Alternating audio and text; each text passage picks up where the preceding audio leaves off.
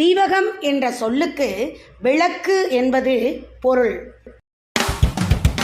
அதாவது ஒரு அறையில் ஒரு இடத்துல வைக்கப்பட்ட விளக்கானது அவ்வறையில் உள்ள பல இடங்களில் உள்ள பொருள்களுக்கு வெளிச்சம் தந்து அந்த பொருள்கள் இருக்கும் இடத்தை காட்டி தந்து விளக்குதல் போல செய்யுளில் ஓரிடத்தில் நின்ற ஒரு சொல் அச்செய்யுளின் பல இடங்களிலும் உள்ள சொற்களோடு சென்று பொருந்தி பொருளை விளக்குவதால் இவ்வணி தீவக அணி எனப்பட்டது.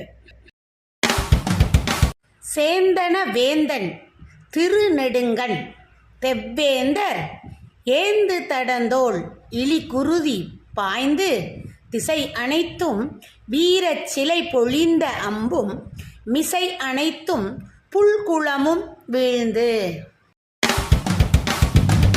சேந்தன என்ற சொல்லுக்கு சிவந்தன என்றும், தெவ் என்ற சொல்லுக்கு பகைமை என்றும், சிலை என்ற சொல்லுக்கு வில் என்றும், மிசை என்ற சொல்லுக்கு மேலே என்றும், புல் என்ற சொல்லுக்கு பறவை என்றும் பொருள் கொள்ள வேண்டும். சேந்தன வேந்தன் திருநெடுங்கண், அதாவது அரசனுடைய கண்கள் கோவத்தால் சிவந்தன.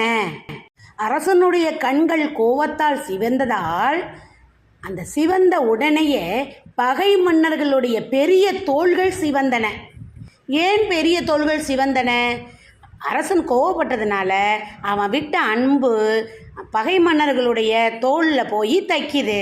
அதனால் அந்த தோல்லேந்து பாய்ந்த குருதி என்றால் இரத்தம், குருதி பாய்ந்து திசைகள் அனைத்தும் சிவந்தன.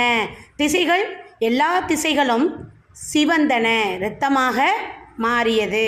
அந்த கோபத்தால் அரசன் எய்தான் இல்லையா அந்த அம்போட நுனியும் என்னாச்சு, அந்த தோளில் குத்துனதுனால அதுவும் சிவந்தன. தோளில் அம்பு எய்த உடனே அந்த காயத்துலேருந்து பீறிட்டு இரத்தமானது மேலே தெறிக்குதான். அப்படி தெறிக்க போகும்போது பறவை கூட்டங்கள் யாவும் சிவந்தன.